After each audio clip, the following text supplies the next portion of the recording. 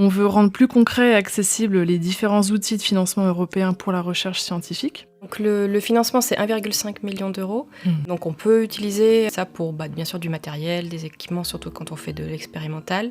Mais c'est surtout du financement pour avoir une équipe autour de soi, des étudiants en thèse, des post-docs, et voilà, avoir une équipe au complet pour développer son activité dans le laboratoire et pour travailler sur le projet. C'est surtout ça. Et puis bien sûr, après, c'est un boost aussi pour la carrière et pour la suite. À l'ERC, il faut vraiment arriver à montrer en quoi on est la meilleure personne pour faire ce projet-là. On est normalement déjà compétitif parce que la compétition est telle pour entrer maintenant dans l'académique que juste le fait d'avoir eu un poste, normalement, nous rend compétitifs. Donc c'est la première chose, il faut s'en rendre compte. Avoir des exemples de projets, moi, ça m'a vraiment énormément aidé. Et puis ça m'a aussi aidé à démystifier un peu, hein, parce que j'ai lu ces projets et je me suis dit, ok, ils proposent pas non plus de révolutionner la science. Par exemple, pour l'ERC Starting Grounds, on est à 18% de taux de succès, alors qu'avec un ANR classique, ça va être plus du 25%. C'est pas très différent, en vérité.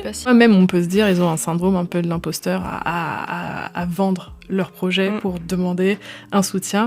Comment on se défait de ça, comment on arrive à vendre son projet pour arrêter de se brider et arrêter de brider la science, justement.